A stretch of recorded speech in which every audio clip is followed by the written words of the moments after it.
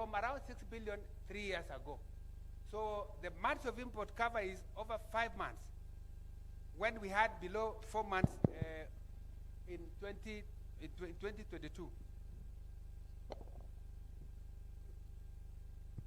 Then we have had a stable shilling. And I think it's one of the things I'm very proud myself, because in 2024, we were able to deal with the fear that we were not likely to settle maturing $2 billion for Eurobond. But we were able to go to market. We issued and bought back 1.5 billion of the 2 billion. That was a decisive action. If you can go to the next slide. You can see that from, like this, okay. You can see that from February 2024, the shilling has stabilized at around 129. And this is at a time when, initially before that, we had a lot of challenges. In fact, most oil marketers had challenges even opening foreign exchange. If you wanted to import, you had to open up to 20 commercial banks to get foreign exchange.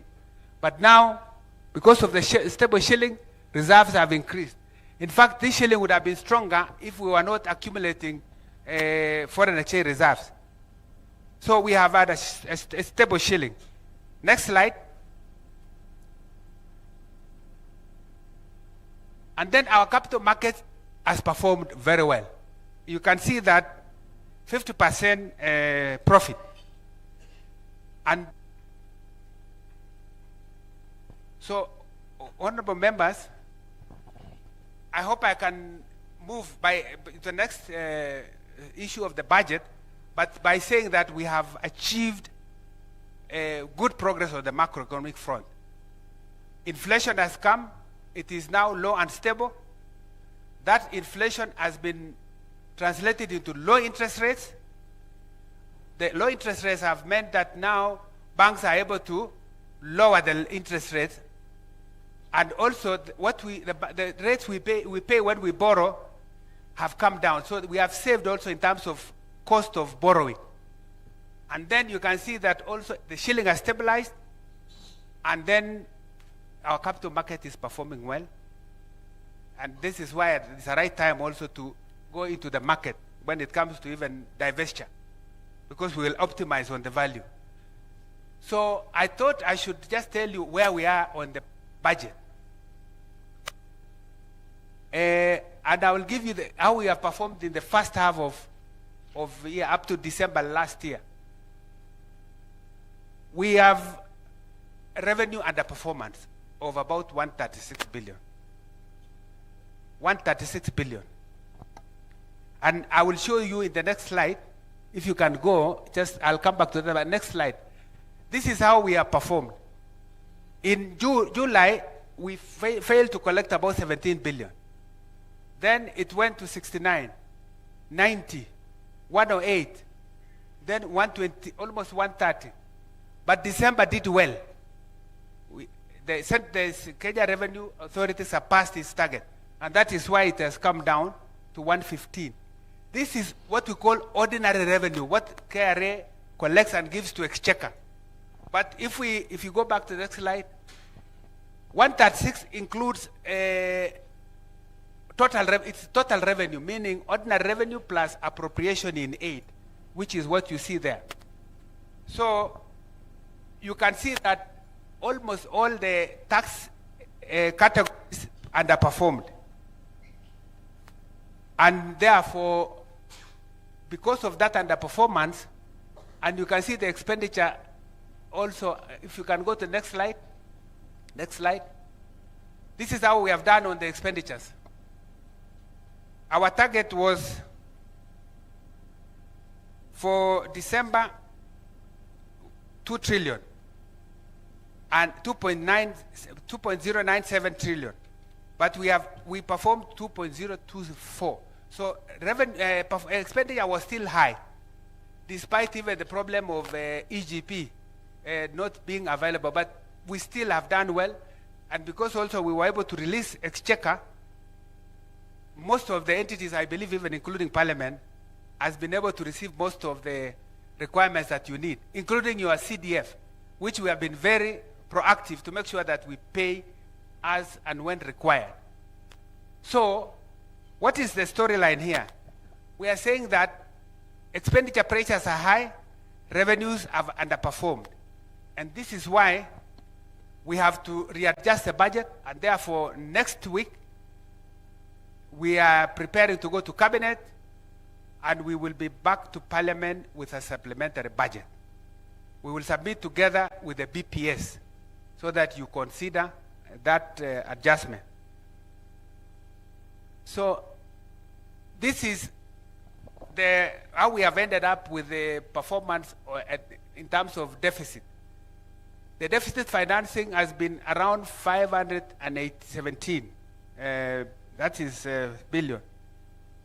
So if you annualize, you can see that we are likely to go beyond the target that we had aimed at. So this is why, because of this performance, we want to come back to Parliament to make adjustments to make sure that we move on with the fiscal consolidation exercise that we have been pursuing. Next slide. So I thought I should tell you that as we are implementing the budget, our challenge has been revenue shortfalls. We have also had challenges with the settlement of pending and newly negotiated CBS for public sector employees. We have also had an additional expenditure requests. In fact, you will see in the supplementary, we have a lot of requests from public sector, but we cannot accommodate given the fiscal space.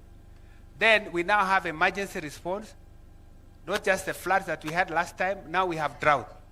And this drought is heavy, so we have had to readjust the budget to also make sure that we provide enough money for intervention. So far, I think we have intervened to the tune of about 9 billion to support the relevant ministries. Next slide. So this is a budget that is for 2026-27. And you can see we have targeted revenue, total revenues is about 3.5 trillion. And expenditure is about 4.65 trillion. We are targeting a 5.3% deficit, which is about 1.1 billion.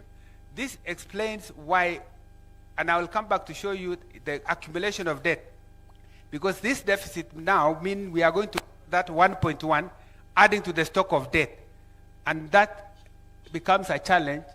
And this is why we are working on it very hard to make sure we raise revenue and we manage expenditure. Next slide. If I can show you, this is what we expect to be available for ministries in 2026-27. We expect 2.8 trillion. But remember, the budget, the expenditure was 4.6. If someone can work out the figure, 4.6 minus 2.8, that's 1.8. Where has that gone? That money, 1.8, is going to be used to pay debt, interest payments for export, external, and domestic debt, together with what we call CFS items like pensions. So we remove 1.8 from 4.6. So we have this 2.8. How have we distributed? You can see that the education sector is now taking 27%. And this is the largest chunk in terms of a share of what we are bringing as budget. But you also know that the education sector is not fully funded. There are issues around capitation that is not fully accommodated, issues around scholarship and the rest. But this is the situation. Our energy and infrastructure and ICT takes around 595 billion. We think that if we set up the infrastructure fund and we are able to take off part of this 595 for what is commercially viable, then we could still create some fiscal space here while using the infrastructure fund, which I'll come back to later, to address some of this by scaling up private financing together with what we have in the fund so that we address this. These are innovative ways to deal with the tightening fiscal space. Public administration, you can see, is 12.3%. Governance, justice, law and order, it takes about 11.5%. The security sector has also grown very fast and is now about number 5 in terms of share of allocation. And I think the rest are there.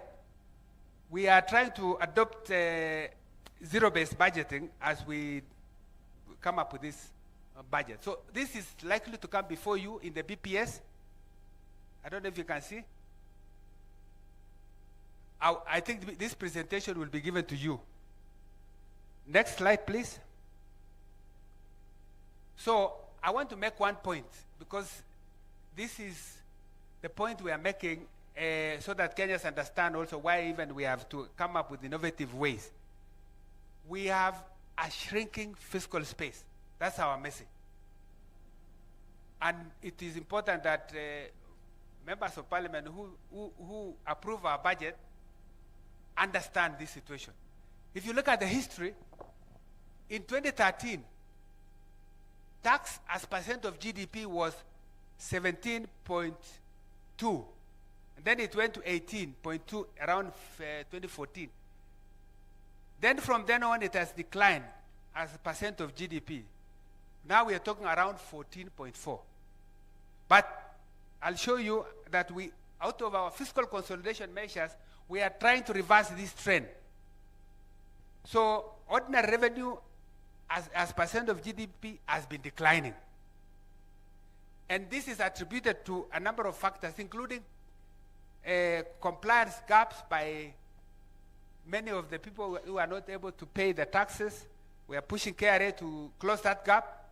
We have also given a lot of expenditure, tax expenditure, too many incentives. I think cumulatively around 500 billion that we have given as incentive to various sectors. Then there are sectors like agriculture, which take a huge chunk, about 22% of GDP, but contribute very little to their tax. And so if you look at this, just go to the next slide. Revenues continue to rise each year, but at a slow pace.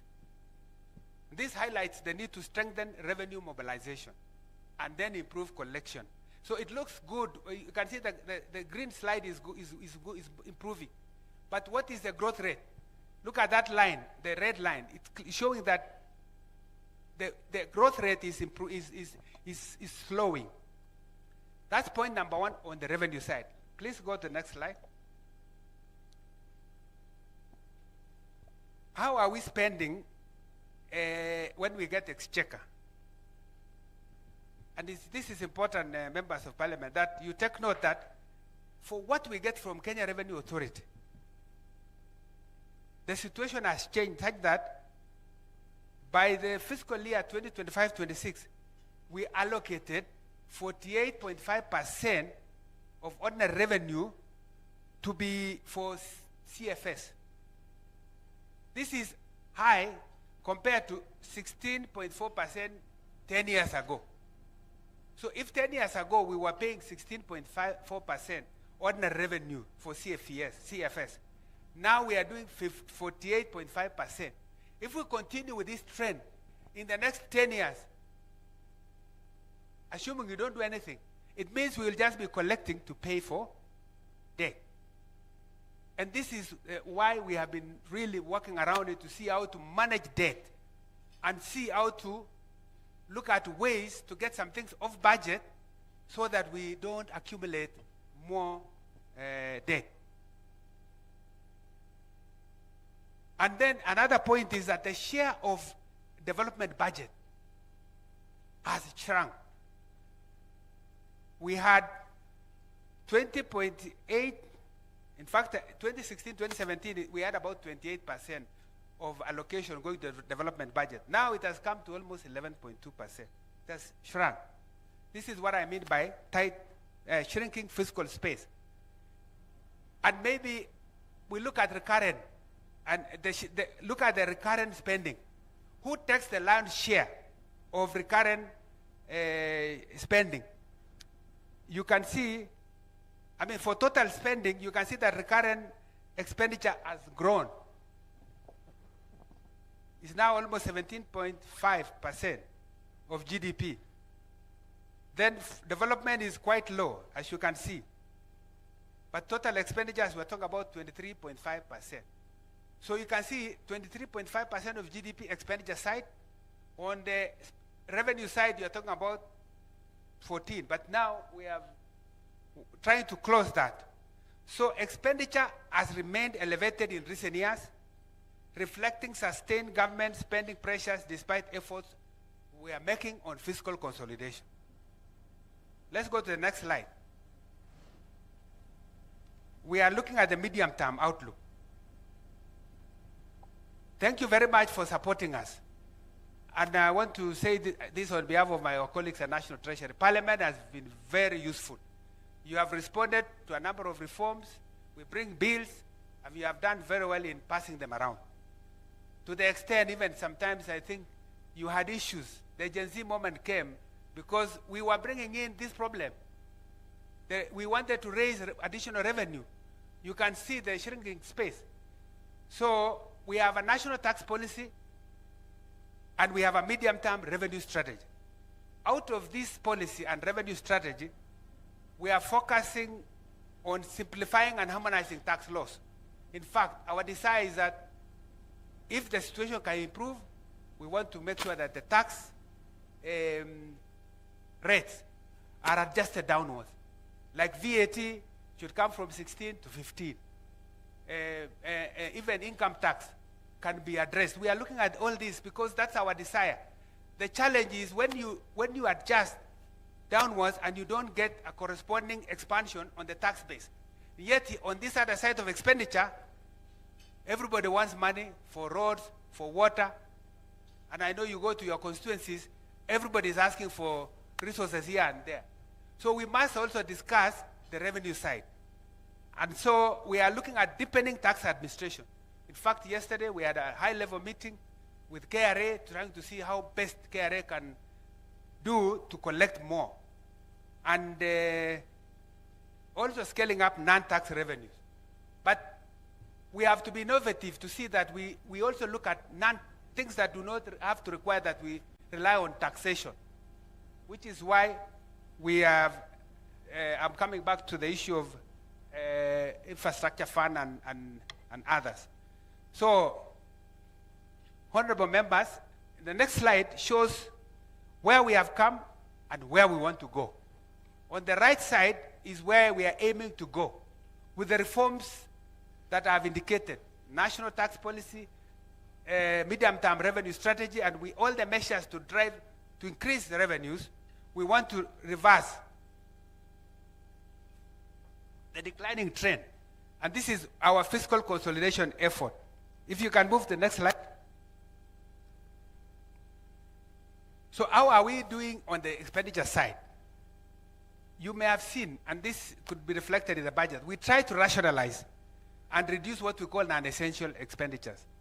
But sometimes it's very difficult to convince someone that travel is not essential. Because sometimes yourselves, you have to travel abroad. But it's a candidate for budget cut when it comes to travel or training. But training is important for our staff. We must continuously train. So it becomes very difficult sometimes to say, what is it that is non-essential in the budget? But we believe that there is still a lot of room in our budget that we can deal and actually make it efficient. So we need to create efficient expenditures by doing proper prioritization of ongoing projects. We should not start new projects before we complete existing. And this has been our desire, that we really clear backlogs. We have also tried to limit what we call year-in adjustments to the budget. But it has been very difficult. This is why we are coming back to you in even before end of the year. We would have loved you do one budget, we implement, we bring the next budget without coming to Parliament for supplementary. But the realities of the day require that we have to come. Because if the initial plan is not going the way you wanted, it requires that we come back to Parliament to seek your permission to make adjustments on the budget. We have also implemented reforms like e-procurement. You all know we have had challenges with e-procurement. But the desire of e-procurement was that we need to move everything on e-procurement. Best practice has shown that if we are all on e-procurement, potentially we can save between 10 to 20% of our expenditure through procurable items. And it is still our desire that despite the setback that we have had in implementing the e-procurement, we still want to push so that we derive the benefits. Procurable item on our budget is around maybe about 2.5 trillion. So if we can save 10% of 2.5 trillion, that's 250 billion. That's very good money. Then we are using now PPPs. Instead of coming back, any commercially viable project, we use PPP option. That's why on this expressway to Nakuru, we opted, instead of allocating in the budget, we allow a PPP. We have a company that comes in, gets a concession hearing for 30 years, makes use of the road, and I think that is a better way. We are also trying to clean up the payroll system. So we are linking up the hatcheries, because there has been some cases where maybe we don't have clean data on who we are paying. So we have now linked what we call hatcheries, human resource system, with IFMIS and with ITAX, and even with the central bank system. Then we are doing a lot of ongoing digitization and re-engineering of the pension scheme. In fact, no pensioner now can be paid if you are not registered online and with biometric. And we are going to, and we have locked out those who have not registered. And the pension department is already pointing out that there are savings from that reform. Next slide. We have also moved away from cash basis to accrual accounting. So from last year, our accounts now reflect accrual accounting, not cash basis. And we will not be seeing things like pending bills in the future, which are not declared in our books. Because we have, we have a pending bills verification committee now going on. It has completed its work. So far, out of the 606 billion that were given to them to verify, they have managed to recommend about 255 billion for payment. Out of that 255 billion, 80 billion is being cleared by the roads ministry. So the balance of 155 is what we will be, about 175 is what will be coming to you to pay. But going forward, all those pending bills will be reflected in our books. We are pursuing zero-based budgeting to make sure that we orient the budgeting and the expenditure framework so that we don't have incremental budgeting where you have a project last year that received 10 million, it gets 11 million without checking really whether it is necessary to do that. We are also very good now at single treasury account. We have now seen visibility. We can now see where our accounts are with SAGAs.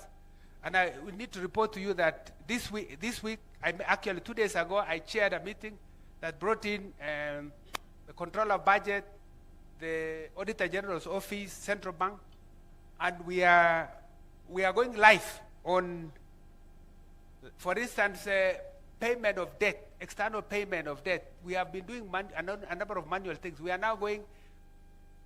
In fact, myself, I've been signing payment vouchers, so many of them every week. Now we have a system that requires that we just approve a schedule of payments as an accounting officer, and then it goes through the electronically from what we call Meridian system at the debt management office to IFMIS, from IFMIS to central bank system, and that should be seamless. And I can tell you, we are going to be saving a lot. Number two, we have done something called twinning in the release of our exchequer. If you are seeking for exchequer as an accounting officer, you indicate what you require. If it is 20 items, we know which items they are by name. We will pay you, and you have no permission to change what we have given you to pay another person or another entity, which you did not provide to us in Treasury. This has really helped. We have seen a lot of efficiency in this, and we hope this can also go to counties. So you have to make your decision as accounting officer who you want to pay. Once it comes to Treasury, we release the money based on what you asked, and no one should change.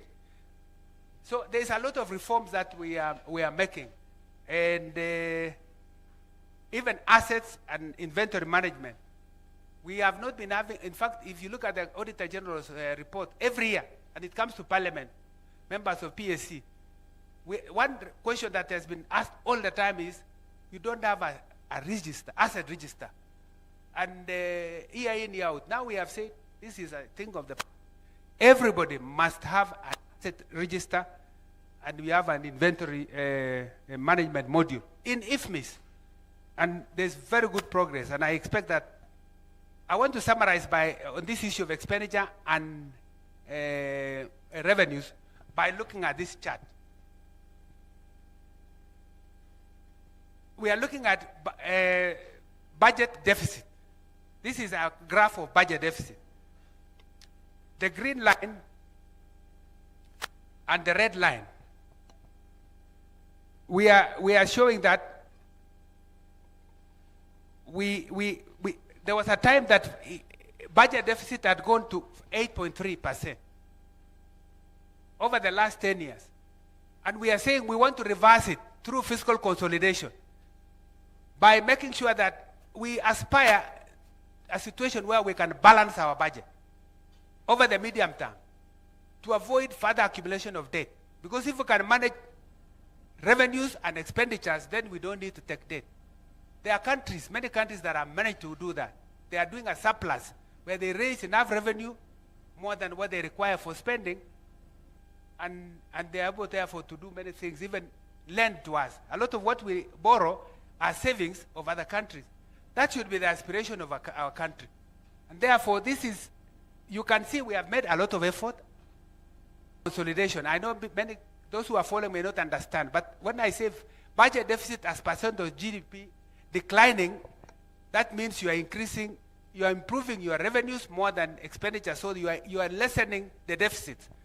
And therefore, you can see the trend has been good in the last 4 years, 6.2, then we went to 5.6, 5.3, but because of the challenges we had with the Gen Z moment last year, sir, it was an issue because it affected our budgeting and everything, and you can see we missed the target. We went to 5.9. And now we are picking up again. You will see what is coming up. We want to go from 5.9 all the way to 2.9%. We cannot reach here if we cannot eliminate some things from our budget that can then reduce the spending. So, next slide. This is a story of public debt. And it's good to appreciate how our debt has been. Before 2014, and I want you to pay attention to that, our country was rated, we were rated a country of low risk of debt distress. And our current capacity of debt was high. And this is because, I would say maybe because we had not adopted a new constitution. Because with the adoption of a new constitution, you can see spending pressures. You have a bicameral parliament, a Senate, National Assembly, a judiciary, independent officers, and the rest. And many things which are in the constitution which are free education, free health, many rights. This have meant that we have spending pressures that have gone beyond our capacity to finance. So 2018, 4 years later, we were rated a country of moderate risk of debt distress. Remember, it was low risk. 2018, it is moderate. By 2020, we were rated a country of high risk of debt default.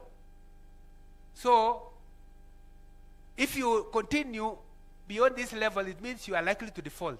And by the way, Kenya was among 6 countries that were candidates for debt default.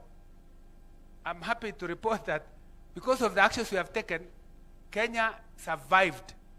All the other 5 have actually had to do debt restructuring. And we have managed to do this because of a number of actions that we have taken. So you can see that in the last 2-3 years, we have tried to stabilize so budget as percent of GDP has declined. It had reached around 64%. So I was building the basis for why we require to do reforms as I finish, because I think my time could be up. Honorable members, we have to do certain things. One of them is that we have to look at our reforms. So let's go to the next slide. Yes. We did an assessment as National Treasury on what we call, we wanted to determine the viability of our state corporations. And we identified critical gaps and a number of vulnerabilities. So we said, how do we deal with this? We went to Cabinet last year, January, to get approval to undertake reforms of our state corporations to enhance governance and accountability. So in we were targeting operational and financial inefficiencies, and then governance and service delivery, and the need to remove some entities from relying on exchequer, because it's possible for them to actually survive without exchequer funding. So we recommended for mergers, for dissolutions, for restructuring, and declassification. Next slide. So we got approval from Cabinet that we do a merger of 42 state corporations to 20 of them to improve operational efficiency and eliminate redundancies. And this is ongoing. We also have 25 state corporations which need to be dissolved, and their functions transferred back to the parent ministries because they don't need to exist on their own. There are 6 corporations that we say they are mandated to be aligned to improve better performance. And then we declassified 4 public funds, which are currently categorized as state corporations, and then transfer them back. And then 13 professional bodies, which have been put as parastatals, we say they need to be out of the budget. So this is a reform going on, and we want to see that we conclude most of this year. Next slide. We thank you, Parliament, for enacting the Government-Owned Enterprise Act, because this GOE is one that is now trying to reorganize all commercially viable state corporations. And you can see here there are 54 of them. In fact, I've seen the list as we were just reclassifying. It may go even up to 80 something, about 80 something. But we have state corporations, which are 244, performing executive functions. Others are doing regulatory functions. Others are research institutions. Others are referral hospitals and public universities and colleges. Then we have what we call government-linked entities like Safaricom, like Kenya Airways, and others that we have shareholding like Uchumi. And then we are members of international bodies. So out of that, you've seen with Kenya Power, for instance, what we did was we asked that we conform to SOE, and there was an election of new directors, where the board has independent directors, not government being too present in the boards. And even the chairman going forward will be appointed. So I think the CS is in the process of issuing a circular to implement the GOE Act. And this is also going to make a lot of changes. And then privatization. We have also undertaken privatization. We came in here to bring you the Privatization Act, which you have approved. And now the commission, the privatization authority, is actually working on a plan, privatization plan for the next few years, including now ongoing Kenya pipeline. And I really don't want to indicate the benefits of privatization. I think most of you would know. Let me go to the next slide. Which is now the infrastructure fund and the sovereign wealth fund. If some of you read the Kwanzaa manifesto, that manifesto says that there shall be an infrastructure bank. In fact, it says an infrastructure fund will be established with initial capitalization from privatization proceeds, with a view to progressively reducing the financing of commercially viable infrastructure projects from the budget. So the key role of the fund is to mobilize long-term financing for major projects. So in the water, roads, energy, all of them that are commercially viable are candidates for being supported through the fund rather than the budget. And then we can create a fiscal space to support probably more on the education sector and others. Next slide. So we got approval from Cabinet for National Infrastructure Fund, and we also have said also we need to create a sovereign wealth fund. This sovereign wealth fund is important, and I'll come back to it on what it's going to be doing. But the fund has been established as a limited liability company. But we are now going through public participation in Parliament, because we brought it before you, and I know the chair of Finance Committee and others have been through this. We know that Parliament will also give its input into this process, and to make sure that we have an institution that works. So through domestic resource mobilization, we want to monetize mature public assets to raise funding. We also want to democratize the ownership of our assets by allowing more Kenyans to own through the capital markets, and then deploy national savings appropriately. So let's go to the next slide. So we expect the fund to do the following. First, project financing. This fund will be dedicated to be a staple pool of fiscal resources that will support long-term financing of projects. Now every ministry is going through, we are going through pipeline of projects. Ministry of Roads, Water, Energy. Then we go through a process to determine what is it that is, which ones are candidates for support by the fund. We all want to a fund to attract private capital, whether local or international. In fact, by a factor of 10. So if we raise $1 billion, we can make it $10 billion. And that is not debt.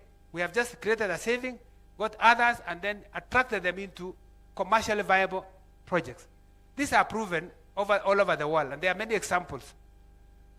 We want to, out of this, reduce fiscal pressure, because commercially viable entities that are still dependent on the budget can be removed to be supported by this fund.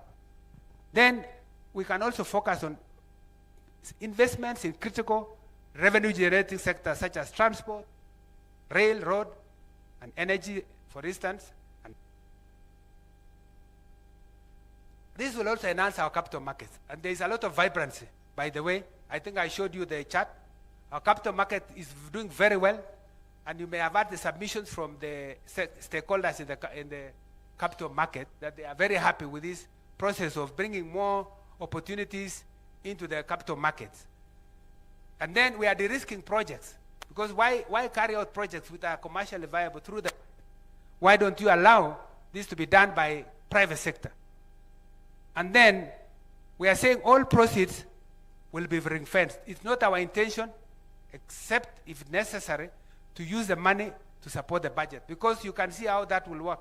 We just spend, in 1 year it's gone, because the gap is so much. We would rather ring-fence these funds, CAA1 to B3. And they have also revised our outlook showing that despite the challenges that are there, in their assessment, they see Kenya not likely to default because as finances are stable, they have seen our plan and they trust, and that is why there is an upgrade. Just in August last year, Standard & Poor also upgraded us. And we moved from B- to B with a stable outlook. This reflected that there is reduced near-term external liquidity risk.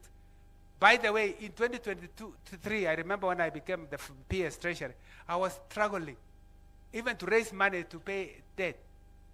Our auctions were failing. You go to the auction, you don't get enough money. The international market was closed. Today, we go to the international market, and we've been there many times to do liability management. We get more than we need. Oversubscription. In fact, if I tell you, in 2024, February, we went to settle the $2 billion maturing debt, which was causing a lot of fear. We got $6.2 billion. We were only requiring 1.5. The next time we went, we got almost 5 point something billion. We needed only 1.5. The last time we went, we got almost $7 billion when we needed only 1.5. And now the market is open. We will also be doing. I can report to you that we have done a lot of liability management. We liability managed the 2024, which was a big risk. 2027, which was too high, is now sorted. 2028 is also stabilized now. We are looking at 2031, 2032 to smoothen so that we are certain as Treasury when we plan that we can be able to pay. Not like when we were not sure at that time that we could pay $2 billion. And this is why we don't want to be in a situation where we also borrow at one go, one bullet, that you require to pay so much money in one go. We want to plan it such that it's easy for anyone coming. I would like the one who replaces me in the future to find a better situation of managing finances of the country. So the last one is Fitch rating, borrowing cost. Like now, we have a delay in DPO from World Bank. And I want to thank you, Parliament, because you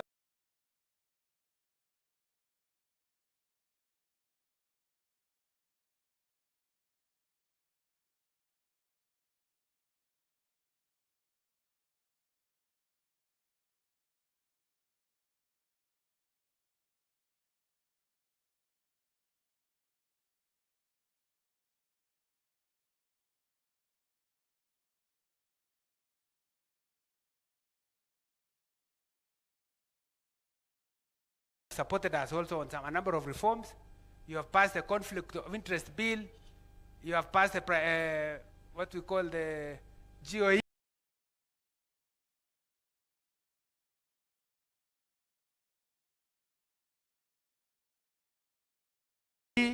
Bill. You have also passed the one for social protection, and many that are really, when you look at this is why we are being rated well. It's because of the work you have done as Parliament to pass the reforms. I still urge you to support us on the regulations that are before you so that we finish and we are able to access cheaper financing also. And then IMF is also on, and we have been able to get a lot of support. And our bilateral partners, we are doing well.